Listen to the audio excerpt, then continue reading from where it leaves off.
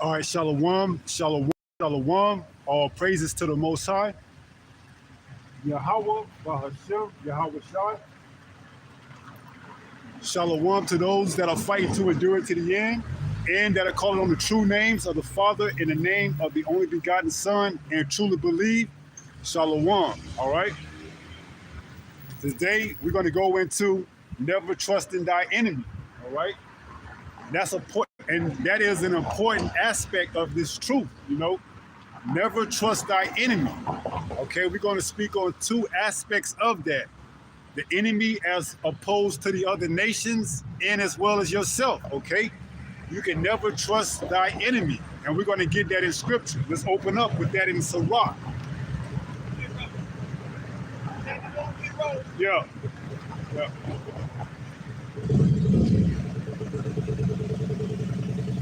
You see any motorcycles coming this way? No, not yet.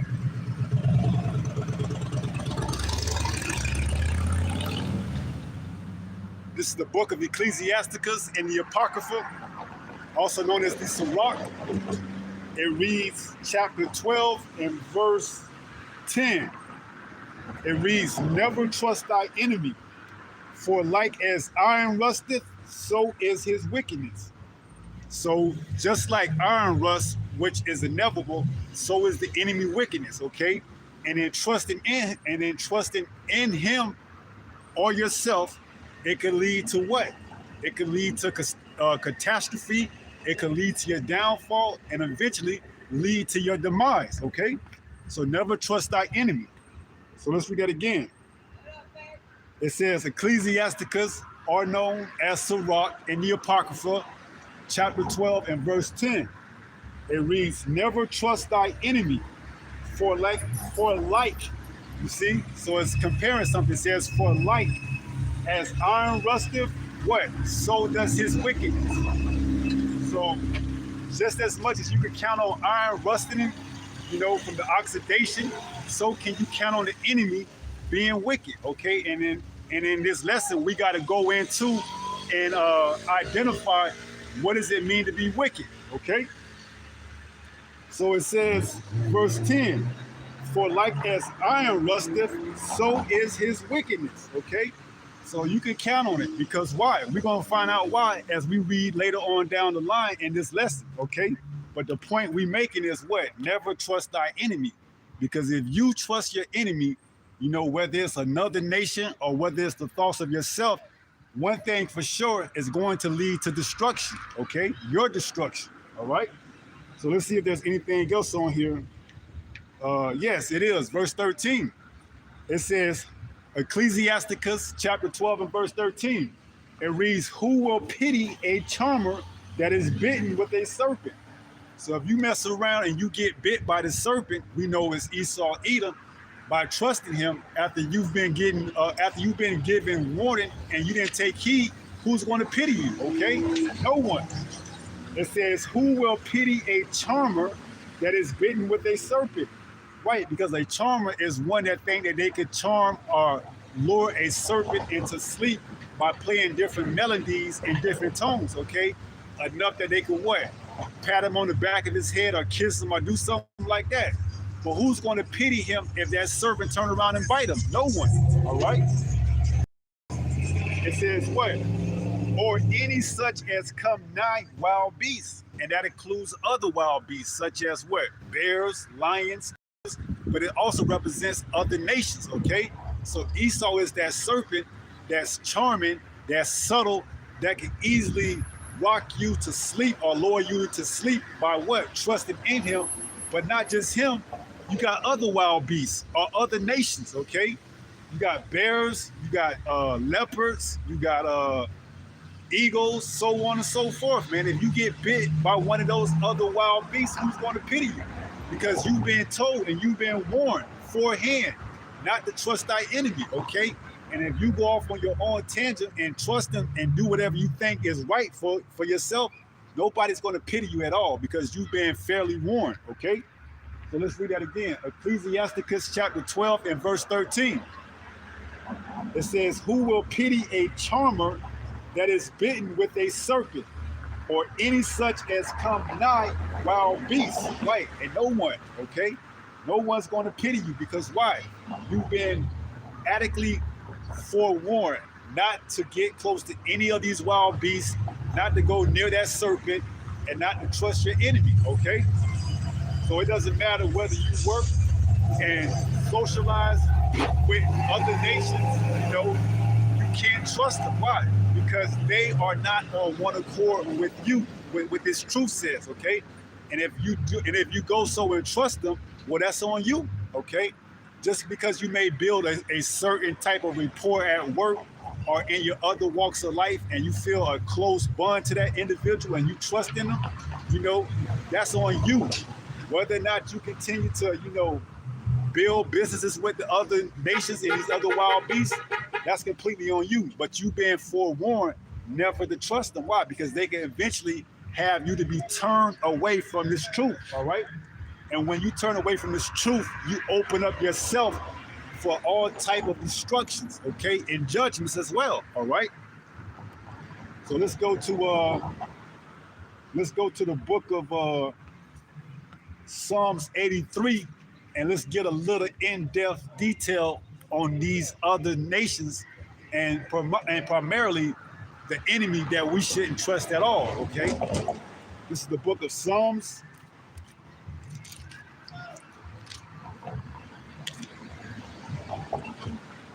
'83.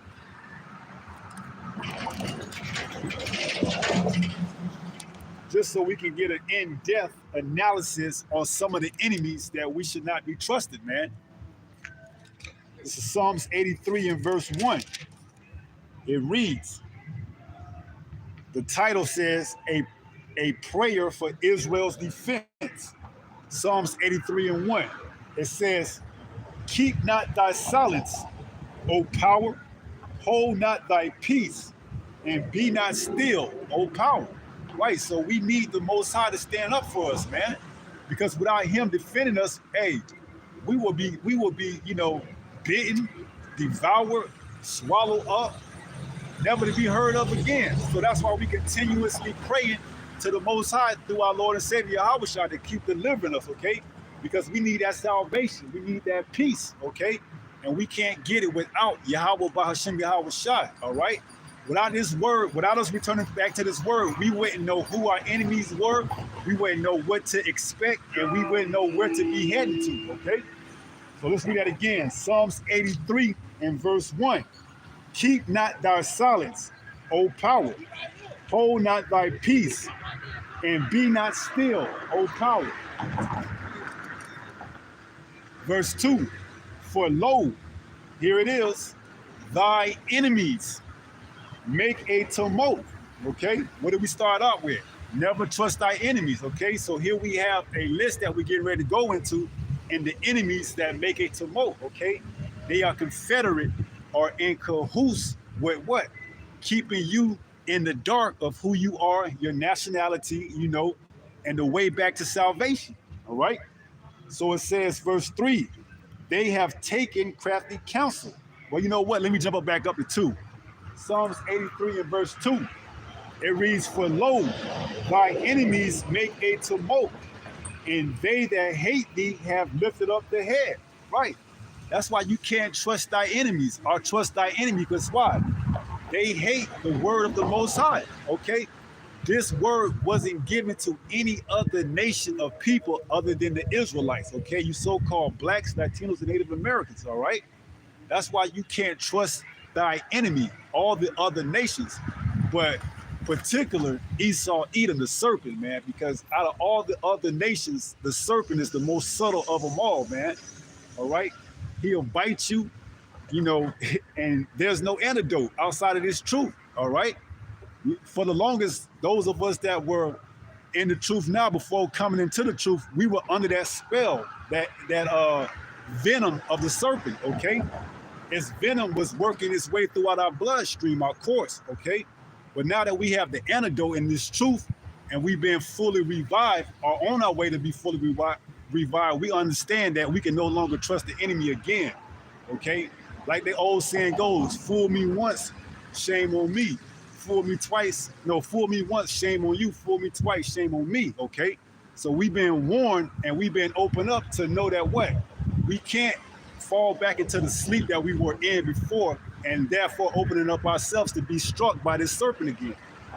So let's go on and read verse 2. For lo, thy enemies make a tumult, and they that hate thee have lifted up their head. Right. So they that hate thee have lifted up their head. They have gotten ahead of us, and we have become the tail, and they have become the head. Right. And so much that we don't even know who we are. All right. And that's a curse, man. That's part of the curses that we under. Verse 3.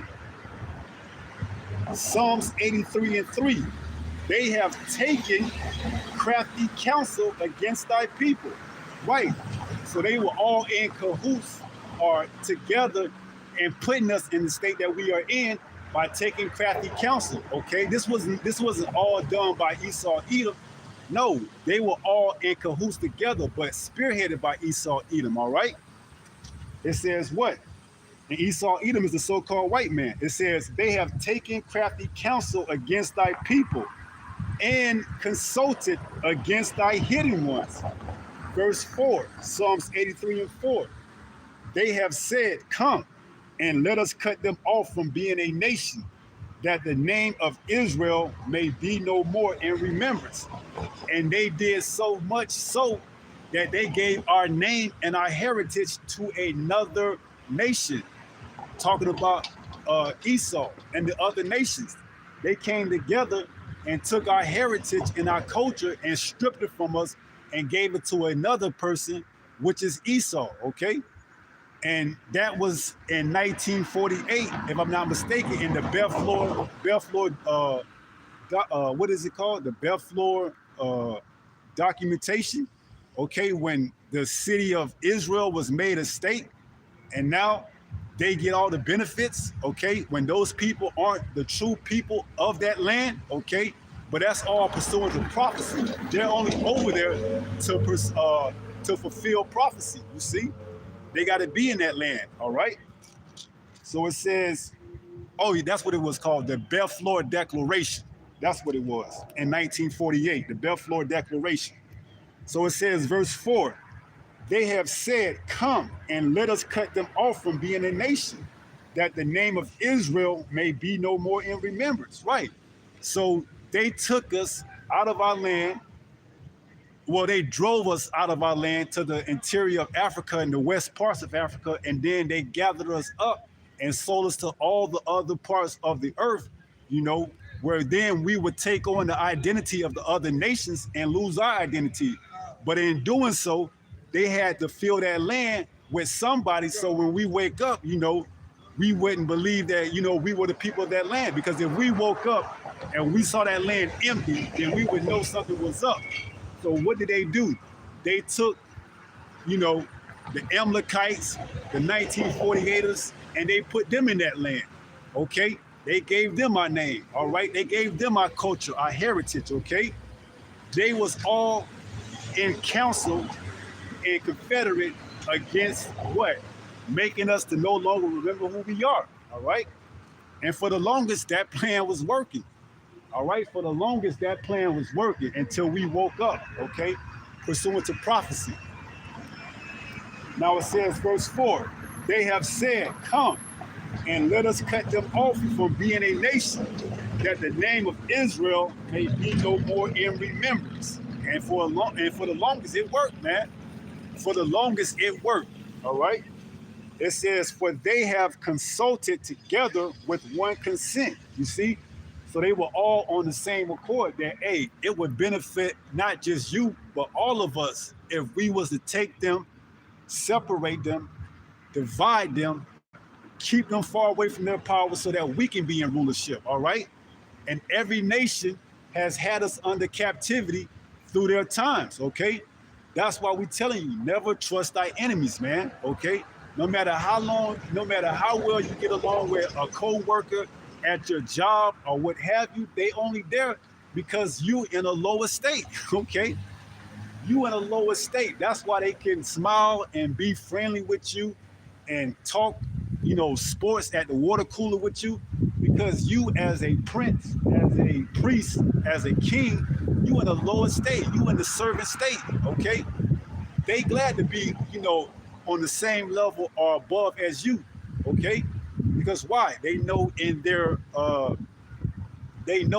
that initially we were the head and they were the tail, okay? But now we have become the tail and they're the head, okay? Pursuing the prophecy and the curses, Deuteronomy 28. So it says, verse 4, Psalms 83 and verse 4.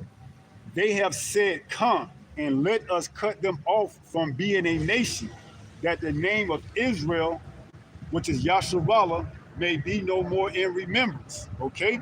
Verse 5. For they have consulted together with one consent. You see, so they were all on the same page that it would benefit everybody outside of Israel to come together to take us and to have us to remember who we were no more. It says, for they have consulted together with one consent. They are confederate against thee. Okay? Now we finna go into a few of the names that were confederate in this movement and this plan to, have us to no longer remember who we were. Let's read a few of them. It says the tabernacles of Edom, so the so-called white men. Okay, it says in the Ishmaelites, those would be your Arabs. Okay, it says Moab, those would be your Chinese. It says in the Hagarenes, those are Africans. It says Gebo and Ammon. Ammon would be the Japanese, and Amlek. Amlek is the chief of the Edomites, okay? Those are your 1948ers. Those are the ones that were put up to take our place when we were exiled from the land, okay? Those are the ones that's currently residing in our land right now, perpetrating us, and committing a crime, which is stolen identity, man. They stole our identity, all right? And they're perpetrating themselves as us right now. Those will be your Amalekites, okay? It says what? Gebo and Ammon and Amalek, the Philistines with the inhabitants of Tyre. Those are more Africans, okay? All these were in cahoots and confederate and taking us down and making us no longer a people, you see? They had Africans that sold us to, the Arabs. The Arabs sold us to the so-called white man, and they were all in cahoots, with actually selling us to all throughout the parts of the earth, okay? That's a sign that you would know who the children of Israel is, because what? They will be scattered throughout the four parts of the corner of the earth, okay? So we were scattered throughout all the parts of the earth, man. But the majority of the bulk of us was sold over here to the Western Hemisphere. Those would be your what? Your African Americans. A vast majority of them was sold to the Americans. Then you got your Caribbeans. You got what? Your Jamaicans, your Haitians, your Bahamians. All those were sold to the islands, okay? And they were under what? Some of them was under the French colonization. The Haitians. Some of them was under certain parts of Britain, such as the Jamaicans or, other parts of the Caribbeans, the Bahamas, St. Croix. And then you have the Americans, okay? We went under captivity over here under the so-called white man, the Englishman, okay? So it says what? Gebo and Ammon and Amalek, the Philistines and the inhabitants of Tyre. And the list goes on. So this is just showing you that who are the enemies of the Lord, okay? Those other nations that had a hand in our downfall, okay, which is pretty much every other nation outside of Israel. There's 18 nations altogether, so 17 of those nations are your enemies, okay? So never trust thy enemy, but the spearhead, the head of them all is Amalek, and which is those 1948ers, but Esau in general, okay? That's that serpent, man. That's that serpent that was in the garden, okay? That wasn't a literal snake. That was a man. Okay, that was what would come back down later known down the line as Esau Edom, the so-called white man. Okay, that was that serpent in the garden, and now he's that dragon in these last days. Okay, so never trust thy enemy. You've been given you've been given ample amount of warning and caution not to trust him, because why? He's coming down with great wrath, knowing that he has but a short time, okay? And he's gonna come down with that micro CHIP, that mark of the beast. And if you trust him at all, you're gonna find yourself taking that. Okay, why? Because you need to what? Stay on his grid. You need to what? Enjoy the amenities of this man's grid. Whether it's what? Convenience such as having a way to turn on water, hot water, have a roof over your head, food to eat, all these things that if you trust in Yahweh, you will be taken care of. But because you trust in your enemy, you're going to have to go to him for all wants and needs once he implement this micro CHIP. You see, that's why we giving you a far in advance warning of this. Okay, so you can't say you didn't know once this takes place, and it will take place, because why? We in those last days, whether you know it or accept it, we are in those last days right now. Okay, so let's go to the book of Luke, and let's hear what Yahushua said about the enemies. Okay, let's give you some more depth on who your enemies is. This is the book of St. Luke. St. Luke 19. Let's hear what Yahushua said, who the world English calls Jesus. Let's hear what he said about the enemies. Okay? Because one thing you're going to find out is that this word is in sync with everything else. Okay? This whole Bible is in sync. Okay? If there's something that's out of line or out of place, it's your understanding. Okay? And it's your job to get the correct understanding. All right? So this is Luke 19 and verse 27. Let's read it. Luke 19 and 27. Like I said, red letters, so you know that's Yahushua speaking. It says, but those mine enemies. So yes, Yahushua has enemies, man. And we're going to find out just who are those enemies. St. Luke 19 and 27. It reads, but those my enemies, which would not that I should reign over them. Okay? And you got a resistance that, you got a lot of so-called Christians that claim to be religious, but they don't want to adhere to the words of Yahushua. They don't even want that name to be mentioned. And so much that they try to give you other names to cleave on to. It's not bad enough that they gave you Jesus, but they want to give you another name similar to that, in the modern day Hebrew, such as Yeshua or Yeshua. And now there's another name that's popping up that I just came across. Okay?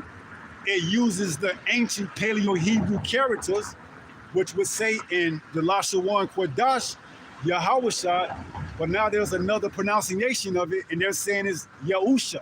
Okay?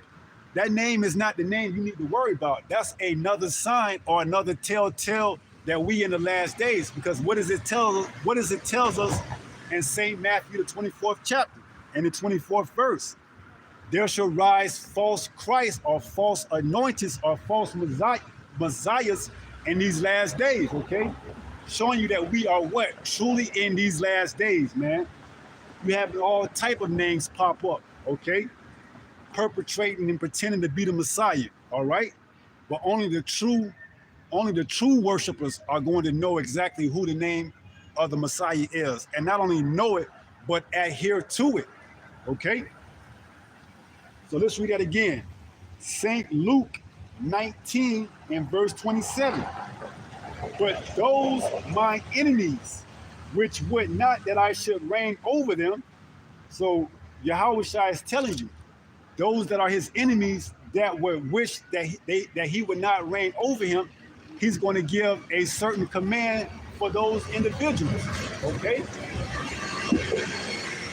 So it says, but those my enemies, which would not that I should reign over them. And you got a lot of perpetrators out there claiming to be Christians that don't adhere to the word, that like to call on the name Jesus so they can be justified in their wickedness. Yahushua got a plan. Yahushua got an order for you, okay? And let's read it. It says what? Bring hither and do what? And slay them before me. You see? So Yahweh Shai is going to be doing a lot of slaying in those times, man. In those days that we are fastly approaching, if you don't want to get with the program, you're going to either get down or stay down. Get with the program or you're going to lay down and stay there, okay? Speaking primarily to our people, okay? Because you're going to have some individuals that still don't want to accept Yahweh Shai, all right? And the order's going to be slay them, all right? Just like that. Don't care who it is, all right? So let's read that again. St. Luke 19 and verse 27. It reads, but those my enemies which would not that I should reign over them, bring hither and slay them before me. So Yahweh Shai isn't what they've been portraying him as, especially in these Christian churches, as one, a so-called white man, and two, a friendly guy that everybody can know, okay? Yahweh Shai wasn't some friendly neighborhood guy that, you can walk up to and, don't really respect like that, okay? No, man, he was an austere man, okay? He was strict, he was stern, and he was about his father's business, man. And if one thing you're gonna learn about Yahweh Shai is if you're not about the father's business, man, he don't got no need for you, man. Straight up and down, you see? So either you repent and turn back from your wicked ways, or you suffer the judgment, okay? That's it, point blank, period, all right? Those are your only two options, man.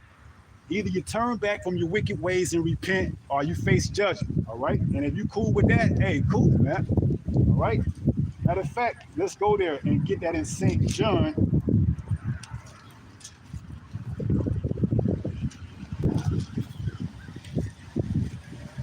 I believe it's chapter 4.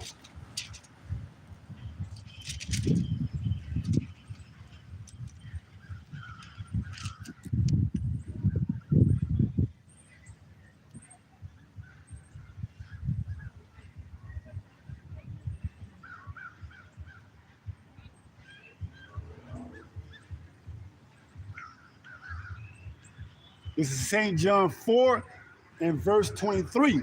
It reads what? But the hour cometh, and now is, when the true worshipers shall what? Shall worship the Father in spirit and in truth. For the Father seeketh such to worship him. You see? So the Father is only looking for those that are truly seeking to worship him, all right? You can't be saying that you worshiping some other idol or deity and not calling on the true names, man. You see?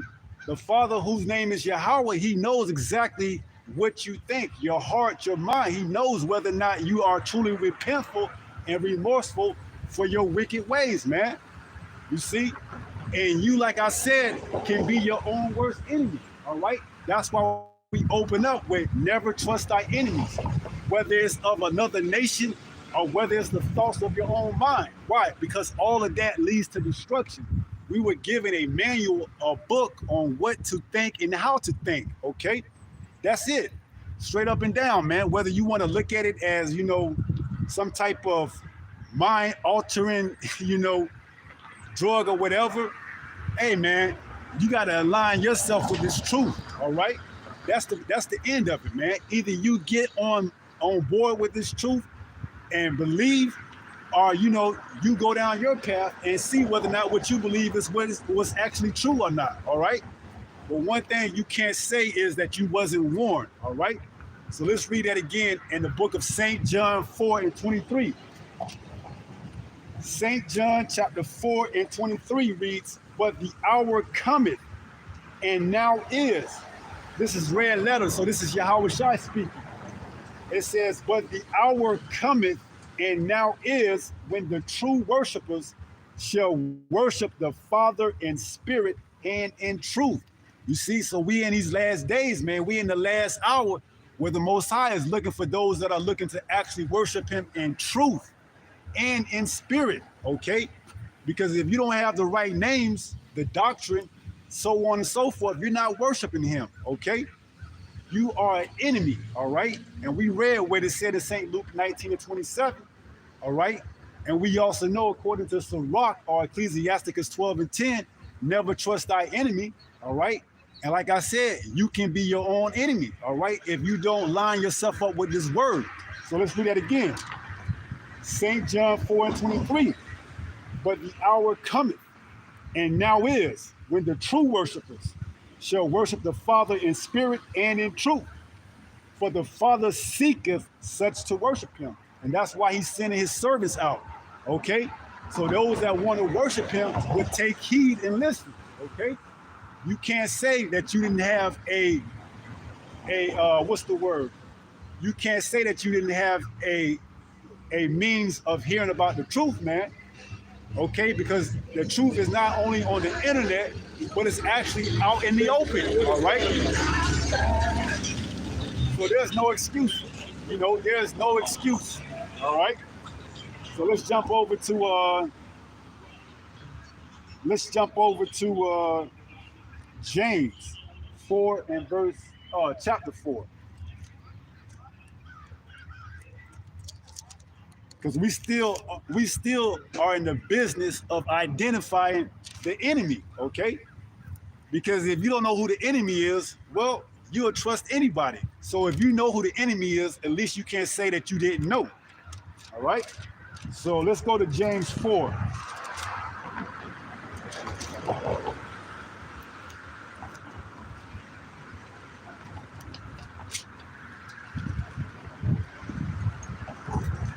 This is the book of James, chapter 4, and verse 4.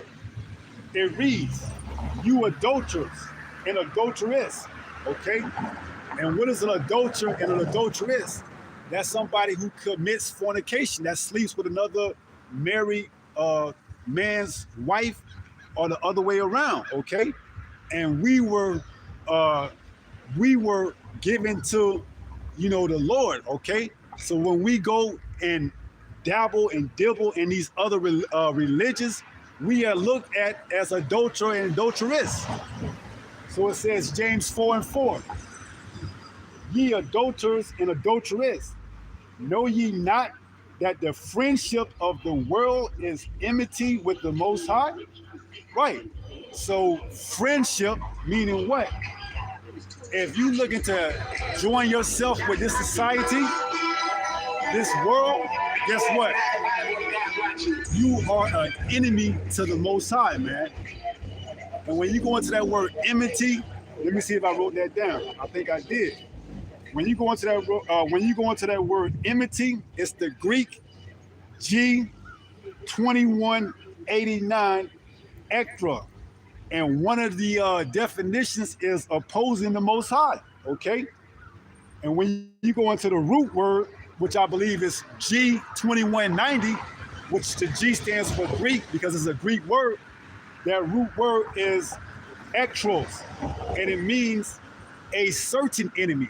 Okay, so that's the root word ektros, which is a Greek word because that word was written in Greek. When you go into that root word, it's a certain enemy. Okay, and who's that certain enemy? We're gonna be reading it right here in James 4 and 4. Ye adulterers and adulteress, okay? Those that don't adhere to the word, man, that indeed go off and look for other, ways to be delivered and saved. So they join their hands with these other nations, okay, which are enemies, all right? It says, ye adulterers and adulteress, know ye not that the friendship of the world is enmity with the Most High? Check this out. Whosoever therefore will be a friend of the world is the enemy of the Most High. You see, you can't have it both ways, man. The Most High, whose name is Yahweh, requires your diligency, and he requires your loyalty, okay? You can't serve both masters. You can't serve two masters, okay? Either you're going to hate the one and love the other, or you're going to despise the one. So you got to choose whether you're going to be a friend of Yahweh, Bahashem Yahweh Shai, or you're going to be a friend of this world, okay? And if you're a friend of this world, you're an enemy of the Most High, okay? And you're not to be trusted, all right? Simple as that. If you're a friend of this world, you're an enemy of the Most High, and you're not to be trusted, okay? That's plain and simple, all right? I don't know how much more simple to make it than that, but we're going to continue to go on with the lesson. So you see, never trust thy enemy, all right? As iron rusteth, so does his wickedness, all right? Whether the enemy is another nation or whether the enemy is you, okay? And your thoughts, your mind, all right? So let's jump over to First Timothy. You know what? Let's go to Proverbs 3 while I'm speaking on the mind being an imp. Well, you know what? We'll come back. Let's go to First Timothy.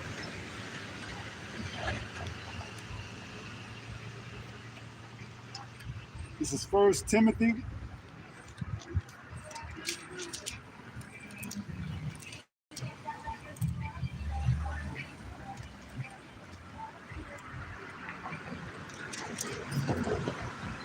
First Timothy chapter 4 and verse 1. It reads, now the Spirit speaketh expressly. The Spirit is this truth, this word, man.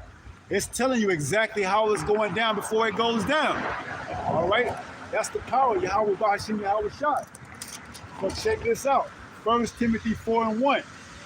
It reads, now the Spirit speaketh expressly that in the latter times which we are in, okay?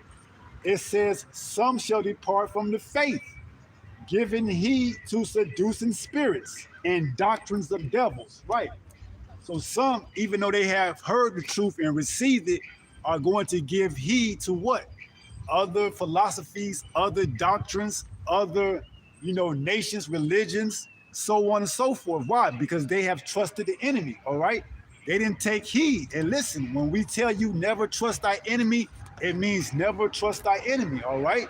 No matter how long, no matter how well you get along with some other nation, or you want to be part of their culture, eat their food, be what they would call established in that you are well-traveled, well-diverse, you practicing other type of religions and philosophies, that's all going off, man.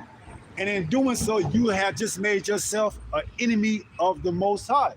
So what does it say? 1 Timothy 4 and 1. Now the Spirit speaketh expressly that in the latter times some shall depart from the faith. Right. So you got some individuals that know who they are, that once called on the name of Yahweh, why Yahweh Shai.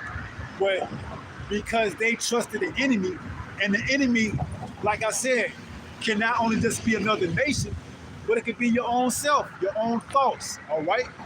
That's why we got to be brainwashed and taught again in this truth, okay? You got to take all the ways that you learn of this world and wash them away, and get clean in this truth. Like it says, wash me, make me clean, all right? I believe that's Isaiah 1. So you got to put on a whole new spirit, man. You got to put on the spirit of this book, this Holy Bible. And in doing so, the Holy Spirit will begin to sup with you. All right? So like I said, some that has been in the faith, have not given heed and taken, counsel with seducing spirits, okay? Because why? Esau can be very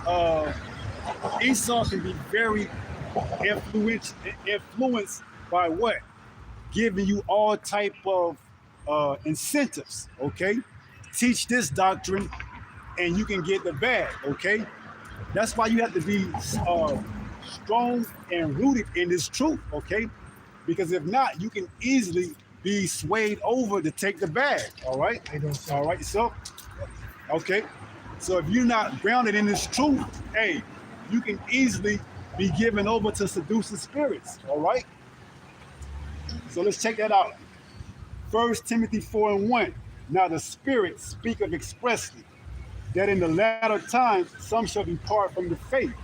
And we seeing that right now, man. Those that you would never think 5, 10, 15, 20 years ago would depart and forsake the names is now doing just that, showing you that we are truly indeed in the latter times, all right? It says, now the Spirit speaketh expressly that in the latter times some shall depart from the faith. Why? Giving heed or taking counsel or taking advice to seducing spirits, okay? And when you mingle with these other religions, these other nations, when you start to join hand in hand with them, it's not, it's not a matter of when or how long, but a matter of when you're going to actually give over to those thoughts, those ideas, okay? That's why we tell you, man, measure everything according to this truth, all right? This truth is the measuring stick.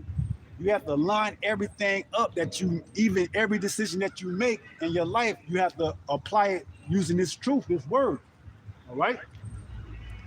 So it says, giving heed to seducing spirits and doctrines of devils. What does the word devil mean? It goes into a deceiver, okay?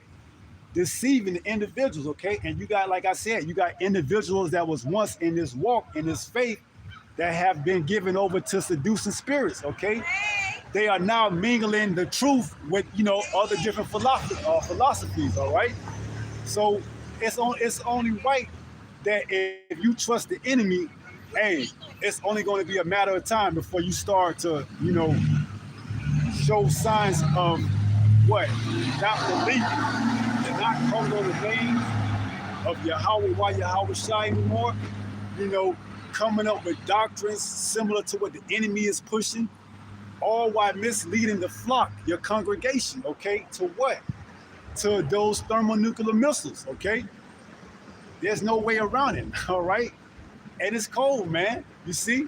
It's cold. If you're not of the elect and you don't have, a strong foundation in this truth, man, hey, it's a wrap for you, man. It's a wrap. If the Lord doesn't have mercy on you and he keep you in that dark, deep spirit, under that slumber, sleep-like mentality, you're going to sleep all the way up into the missiles, man. One thing I will say, you will be well rested for when those missiles come, all right? You will be well rested for when those missiles come.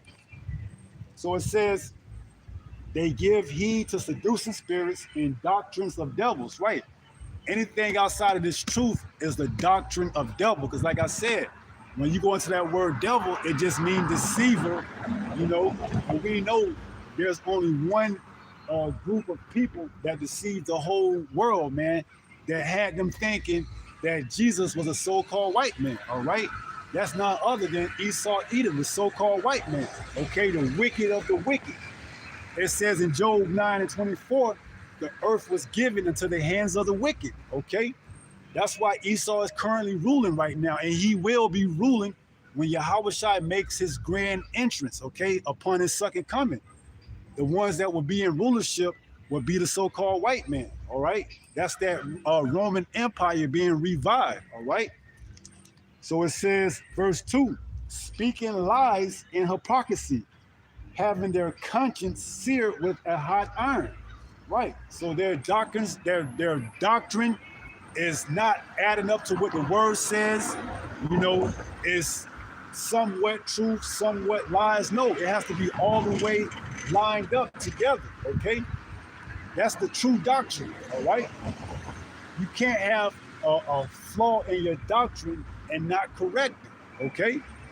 That's your conscience being seared with that hot iron, all right? So never trust thy enemy, all right? That goes for other people, other nations, and yourself, all right? Now let's go to Proverbs 3. This is the book of Proverbs.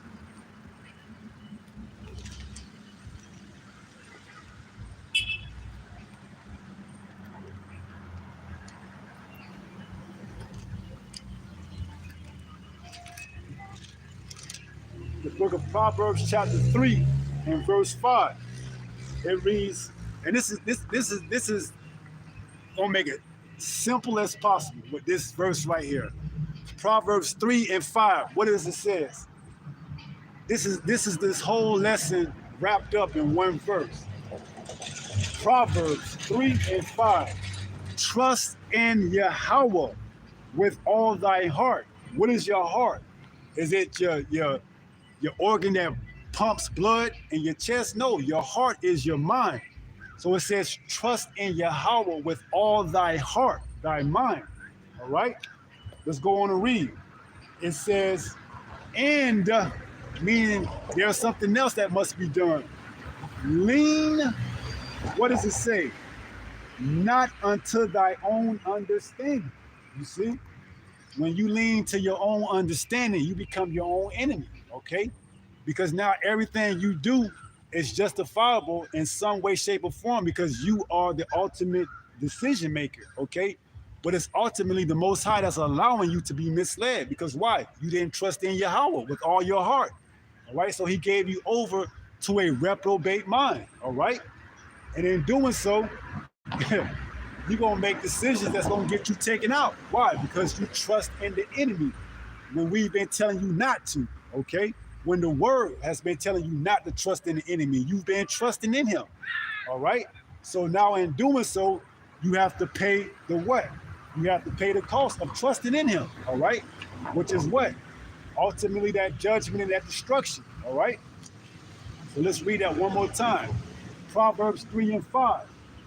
It says what? Trust in Yahweh with all thy heart and lean not unto thy own understanding. Right. So now that we got that out of the way, now let's go to what? Let's get that in Romans 8.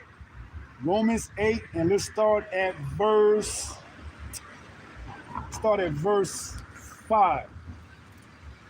This is the book of Romans.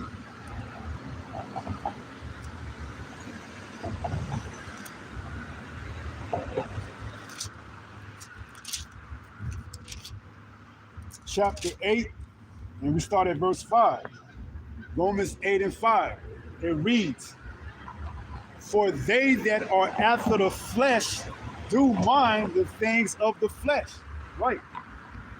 Now we know ultimately those that are after the flesh do mind the things of the flesh. We know Esau is a carnal man, okay? But for the longest, our people have looked to join ourselves with him, okay?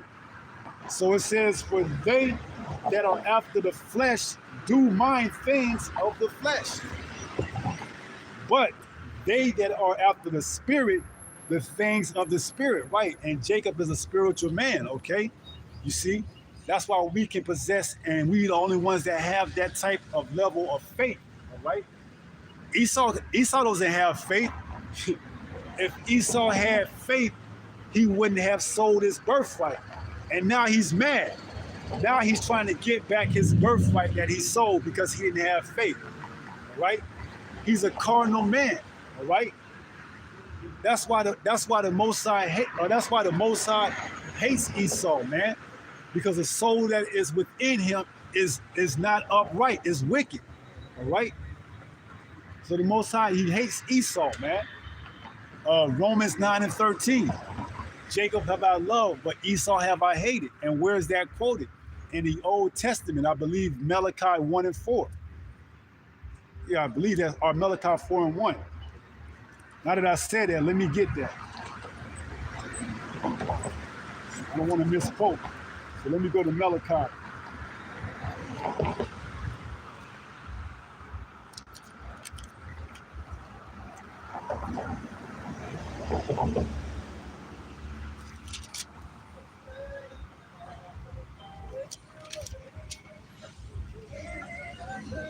Oh, it's Malachi 1 and 3. It says, and I hated Esau and laid his mountains and his heritage waste. For the dragons of the wilderness, verse 4.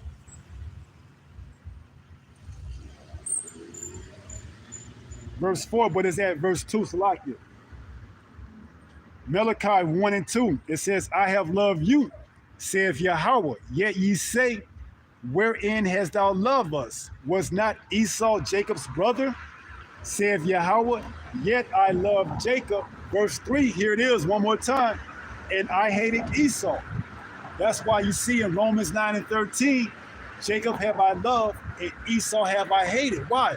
Because Esau is a carnal man, okay? He does things after the flesh, all right? He has no faith. Faith is a spiritual thing, okay?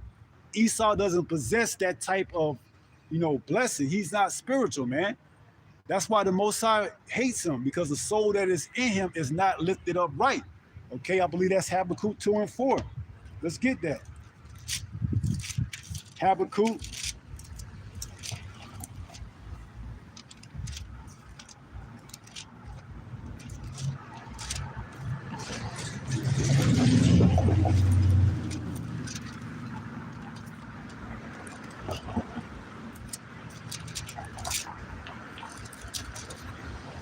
Chapter 2 and verse 4. It reads, Habakkuk 2 and 4. Behold, his soul, this is Habakkuk chapter 2 and verse 4.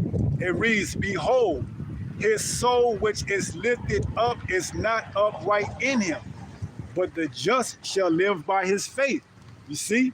So Jacob, who is the just, he shall live by his faith. But Esau, who is the wicked, his soul is not lifted up right. Okay? He is cardinal. That's why he can't please the Most High. That's why the Most High hates this man. Okay? This man was fitted for destruction. That's his only purpose. All right? So you trying to love the so-called white man and join hand in hand with him, it's only going to lead to your demise. Okay? Because why? You're going to trust in this devil, and he's going to mislead you. Okay? He's going to mislead you right down the path to destruction. It tells us that wide is the gate that leads to destruction. All right? You need to stay on that straight and narrow path. All right? If you get off and go on to another mission, trying to love the so-called white man, you're going to be on that wide path that's going to lead to destruction. All right? So we're telling you, never trust thy enemy, man. It's plain and simple. But will you listen? More than likely not. Okay? Because why? Israel is a hard-headed people, man. They're not going to take heed to what the servants say until it shows up at their front door. And then at that time, it's going to be too late. Okay? So now that we got that out of the way, let's jump back to Romans 8 and 5. This is the book of Romans, chapter 8 and verse 5. It says, For they that are after the flesh do mind the things of the flesh. That's Esau. He's a cardinal man. That's why his blessing was the sword, man. He was going to rule by the sword. Okay? That's a fleshly thing, all right? The sword is a fleshly thing, all right? But we're going to be sovereign under Yahushua, and we're going to be given those spiritual powers, okay? So it says, verse 5, Romans 8 and 5, For they that are after the flesh do mind the things of the flesh, but they that are after the spirit, the things of the spirit. Right. And how must you worship the Most High? Because we read that in St. John 4:23. Now is the hour that the true worshipers are going to worship the Father. And how do you worship the Father? Let's go there, because we didn't go down to the next verse, which I should have read, but let's go back there and read it.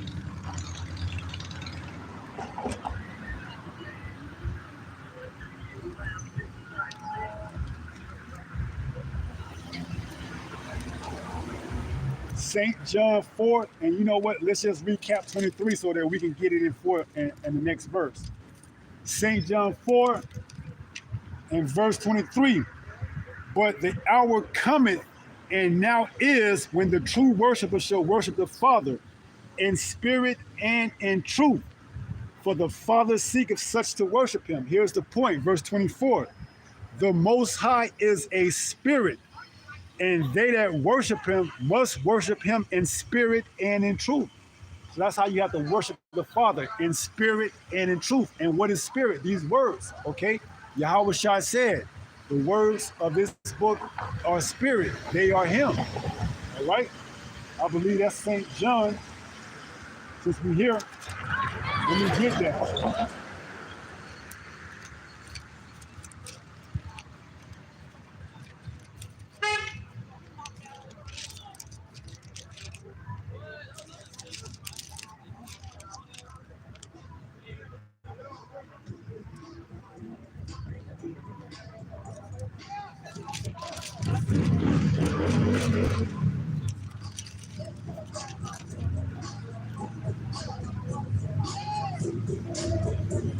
This is the book of St. John, chapter 6.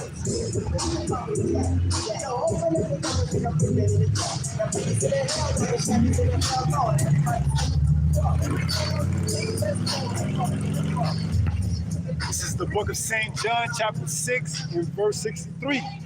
It reads, It is the spirit that quickeneth, the flesh profited nothing. The words that I speak unto you, they are spirit and they are life. See, so you worship the Most High through this word, through the spirit of this word, okay? The Most High put the spirit of, truth onto this book, okay, this Holy Bible, all right? He have showed Jacob what? His laws, statutes, and commandments. He have not done so with any other nation, all right? So we are the only people on this earth that have faith because this book was given to us. It wasn't given to anyone else, all right? So you have to trust this book, this word, all right? And to a lot of people, they don't want to trust the word, okay? They want to trust their own thoughts, their own imaginations. They want to trust other gods. They want to be, in line with the ways of this world. They want to have a friendship with this world, and in doing so, they are enemy of the Most High. So let's pick back up in Romans 8:5. It says, "For they that are the flesh do mind the things of the flesh, but they that are after the Spirit, the things of the Spirit." Here it is, Romans 8:6. "For to be carnally minded is death," okay? And that's the wages of sin, which is death. That's why Esau is continuously pushing out this vibration throughout the earth to be carnal, okay? Because why? He wants you in that perpetual state of death, okay? And if you take heed and listen to him, that's going to be your judgment. That's your fate, all right? So it says, verse 6, Romans 8:6, "For to be carnally minded is death." So when you follow after the ways of the heathens and the other nations, that's only going to lead to your death. And when you listen to your own thoughts and you don't, filter what you think through this word, hey, you're just leading yourself to imminent death, man. So it says what? "For to be carnally minded is death, but to be spiritually minded is life and peace." You see? So when you trust in Yahweh with all thy heart, then you get spiritually peace. Or you get, what does it say? It's to be what? It's to be spiritually minded. You get sound doctrine, you get stability, and you get peace, okay? You are at peace when you trust in Yahweh, all right? But when you trust in the enemy, that's just going to lead to death, okay? Which is why we in the predicament we in now, because we went off on our own. We started listening to our own imaginations. We started following out the ways of the heathens. Next thing you know, we got shipped off and carted to the four corners of the earth. And now look at us. We in the worst state of, mankind. This is the worst captivity we've ever been in, okay? It's evidence, okay? This is the worst captivity that we have ever been in. At least the other captivities, we knew who we were. This captivity, we don't even know who we are, man. This is what the other nations was trying to do. And for the while and for the longest, they accomplished it. They had us where we no longer remember who we were, okay?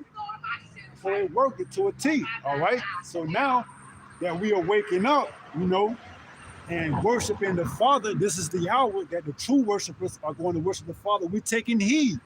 And what does it say? Never trust thine enemy, all right? So we're not falling back into that, state that we were prior in before finding out it's true. Where we believe everything and anything. No, we are now following what the word says, and we now have a better understanding of what the word is, okay? So like we said, never trust thy enemy, okay? We're probably going to close back out on that verse. So let's read that again. Romans 8:6. "For to be carnally minded is death, but to be spiritually minded is life and peace." That's why it says in Isaiah 33:6, "For wisdom and knowledge shall be the stability of thy time." You see, this truth is going to give you stability. When all hell breaks loose, this is going to be the only way you're going to be able to stay sounded and have stability while the rest of this world is freaking out and losing their mind. You're going to be stable, okay? Why? Because you have spiritually minded and peace, okay? So never trust thy enemy. Let's read verse 7 again in verse 8. Oh, it's like it, verse 6 and then verse 7. Romans 8:6, "For to be carnally minded is death, but to be spiritually minded is life and peace." because the carnal mind is enmity against the Most High.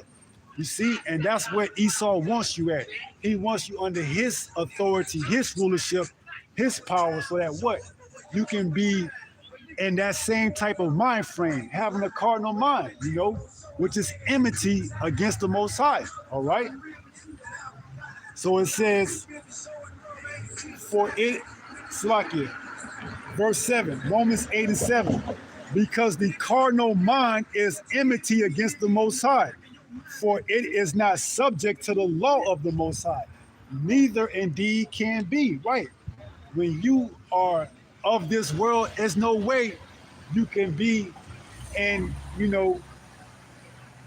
in junction with this word, because you're going completely in opposite what this word says, man. So you've trusted the enemy in so much that you have become an enemy of the Most High. All right? That's why a cardinal mind cannot serve the Most High, man. Point blank, a cardinal mind cannot serve the Most High. That's why either you're going to serve the Most High or you're going to serve this man, okay? Esau, Edom, all right? And if you serve Esau, Edom, it's only short-lived, okay? Because you're going to be put to death. But if you serve the Most High, that's going to allow you to be spiritually minded and have peace. Because why?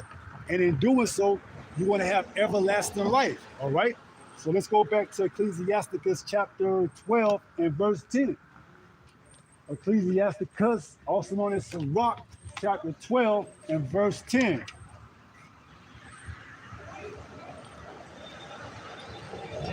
Let's give you a recap, just in case you forgot. Ecclesiasticus and the Apocrypha is part of the King James Version Bible. The 1611 King James Version had the Apocrypha in it, okay? So this is Ecclesiasticus chapter 12 and verse 10. It reads what? Never trust thy enemy. You see, this is for your benefit. This word is giving you the cheat. This book has the cheat sheet on how you're going to get salvation. It's giving you the answers to everything. All right? Anything you're going through, if you take the time, the word has an answer for it. So what does it tell us? Ecclesiasticus, or also known as Sirach, chapter 12 and verse 10. Never. That's a key word. Do you understand what the word never implies? That means never, under any circumstances. Never. Okay? Trust. That means don't trust, man. No matter how you think or rationalize in your mind that it's a good idea that you should, take heed to another religion or another culture that is in complete opposition of what this word says, or even your own thoughts. It says, never trust what? Thy enemy, okay?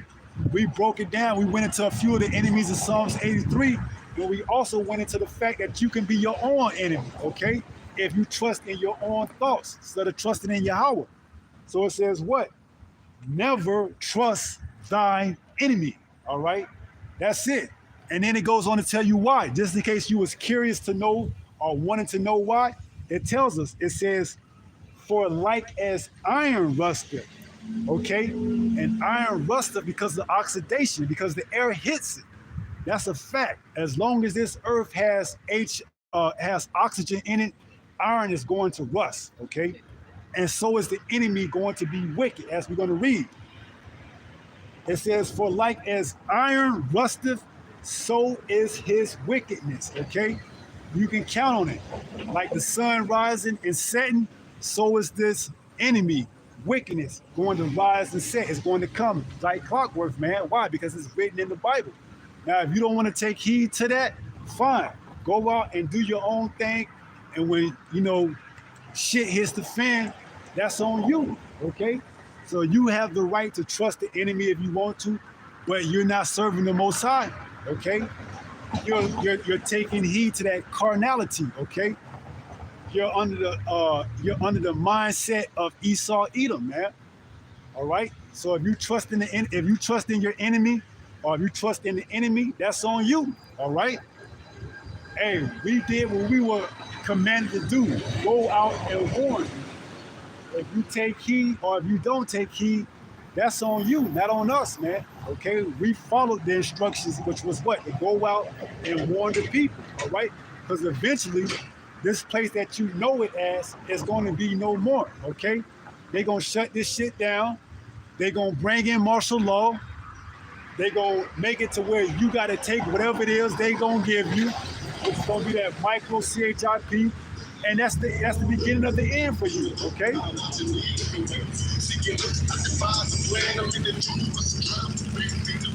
That's going to spell the beginning of your end. When you go down there to whatever detention center it is, and you stick your hand out and you receive that mark because you have no other way to make it, because you trust in the enemy, that's on you, all right? That's on you, man. When you start getting inflicted with all type of boils and plagues because your body chemistry isn't aligning with this strange instrument that they implanted in you, that's on you, okay? And then you're gonna have to further go down and look for more and more solutions to this plague, okay? That's all on you. Why? Because you didn't take heed. You trusted the enemy. And in now doing so, you gotta live with the consequences, okay? So, hey, trust the enemy if you want to. And when it comes for that time, hey, just know you don't have anybody to blame but yourself, okay? Because when the heat was put out and gave plenty of time of notice for you, you what? You went off on your own thing, did your own thing, and now you left to fend for yourself, okay? And for the most part, our people have no idea how to fend for themselves, okay? They don't know how to catch and cook their own food. They don't know what it means to be self-sufficient. And why would they? Esau has given them so much in this captivity that he pretty much stripped their independence. And now they completely rely on him, this system, all right? So they have to trust in him, all right? Because why? They don't trust in Yahweh, all right? So Esau got it right where he wants them, man. And Esau know for the most part, they're not going to turn back from their wicked ways, man. He giving them too much freedom, liberty to be ninjas, okay? If you got freedom and liberty to do whatever the hell you want, why would you want to come under guidance and rulership? You wouldn't, okay? Unless you're called by the Most High, all right? Because you understand the pending doom that's coming, all right? Outside of that, you just gonna continue to be a ninja, man. All right, doing what ninjas do. All right. So up until those missiles come, you know, hey, they ain't gonna trust. And even through certain parts of the earth that aren't touched by the missiles, they ain't gonna trust. That's why they're gonna have to be brought to Yahushua and be slayed. That's why Yahushua, when the 144,000 come back down from the chariots, you know, they're gonna have to put a lot of Israelites, you know, down, man, that don't want to get down with the rulership of Yahushua. All right? There's gonna be a lot of slaying in those days, man. In that day, it's gonna be a lot of slaying, all right? So continue to be rebellious, you know, and hard-headed as you want until all hell breaks loose. And then it's gonna be too late. You see? It's going to be too late. So, you know, that was the point of the lesson, to give you warning in an ample amount of time so you can't say you didn't know, you know, because make no mistake about it. Hey, Esau is getting ready to roll with whatever he got, whether he wants to come about bringing the end of this rulership by a way of a global crash or some type of pestilence or some type of civil unrest or whatever, or a combination of them all, man. You know, if you have no idea, then whatever the solution that he's going to come out with is going to be like unto you a lifeline, okay? And you're going to reach out to that lifeline. Why? Because you trust in him, okay? And it tells us that in Isaiah 31, woe to them that go down to Egypt, all right? And that's going to be the end of your chance to repent. All right. Once you put your hand out and receive that mark in your right hand or in your forehead, that's it. That's the end of your mercy, your grace. All right. Now, some may say, well, I can just take that device out of my hand. well, you do it. You go ahead and do what you want to do. All right. If you want to play that type of, devil advocacy where you want to try to see if you can put the mark in your hand and take it back out and don't, show any signs of effect or side effects, well, go right ahead and do it. Okay. But just know that you've been warned not to trust, never to trust thy enemy. Okay. And then you doing that shows that you trust in the enemy, which is your own self. Okay. You are leaning on your own understanding, which is going to lead to destruction. Like I said, wide is the gate that leads to destruction. All right. So if you trust the enemy or you trust yourself, that's on you. All right. So we're going to finish up and wrap it up and give all praises to Yahweh, Bahashem, Yahweh Shah. Right. Until the next time, if it be the Lord's will, stay strong, stay in the faith. We almost home. Shalom.